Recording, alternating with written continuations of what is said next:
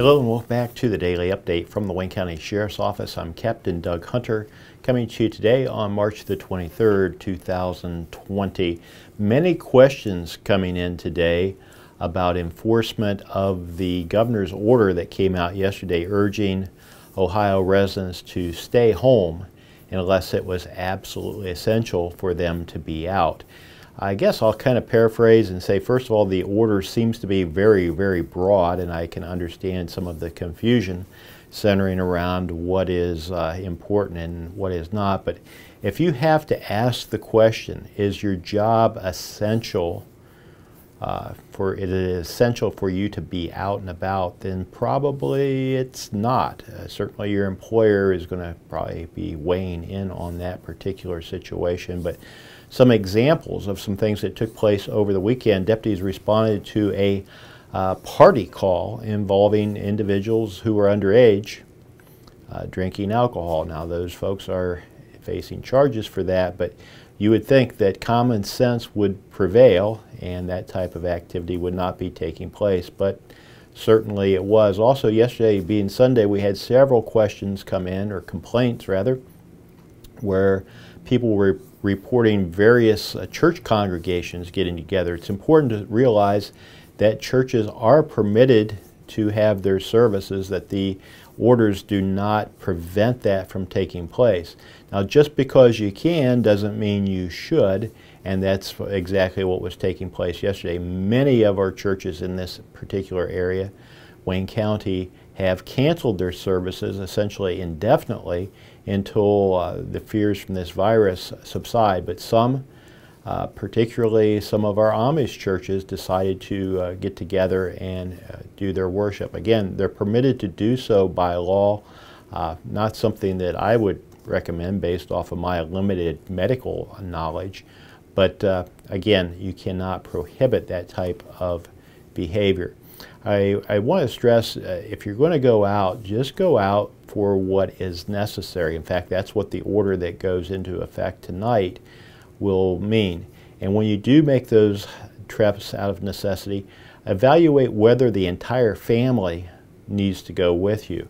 Realize that the folks that work in the retail establishments are putting themselves at great risk by doing so, and you can help by limiting the number of trips to the store and limiting the number of people from your family that go with you. Certainly, if you have small children that cannot be left alone, you're going to have to take them with you in many cases. In some cases, maybe not. Maybe they could stay with a friend or relative, but limit the number of people that go into these facilities. That will help contain this situation as much as possible. Nobody's asking anybody to barricade yourself in your home for the next 6 months or anything like this. You're still going to be out and about, and so will other people. But limit those trips and limit the people that actually need to go into the stores. And I want to personally thank those folks that are working in the various retail establishments that are vital, particularly our grocery stores. I want to thank you for staying the course and being there for the community. I know it's been a hectic couple of weeks. It's probably not going to get much better anytime soon, but I know you're there stocking the shelves and doing so in as positive a situation as possible. Otherwise, over the weekend, not a whole lot to report. Activity was down. We had several domestic type disturbances, and that goes hand in hand with what we do every day. But as more and more people are staying at home, they have maybe a tendency to get under each other's nerves just a little bit more. But please do your best to stay safe. Be careful if you're driving. Remember, law enforcement officers and EMS, fire, first responders of all types, they get sick too, and we're anticipating some of that in the near future. Also, on the word of carry concealed license, we're still processing those licenses.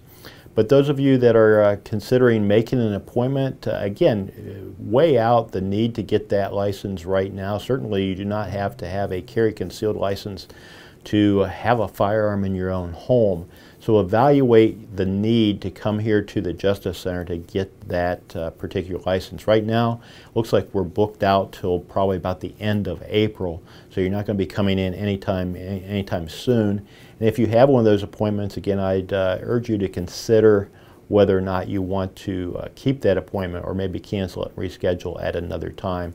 On the topic of firearms, record sales being posted around the nation as far as firearms go. I want to urge you that just because you have a firearm does not make you a firearm expert, no more so than having a piano in your home makes you able to make music with it. Maybe you just make noise, but nonetheless, get training on your firearm if you are not experienced with these types of things. It feels like maybe a lot of firearms in the hands of folks that maybe never had them before, so it could be a very dangerous situation if you're handling these firearms without any type of training and just all of a sudden jumped into this without a lot of forethought. So just keep that in mind. So that is what I have for you for today. Remember, as always, to think a little more of others and a little less of yourself, and things will be a whole lot better right here in Wayne County, Ohio.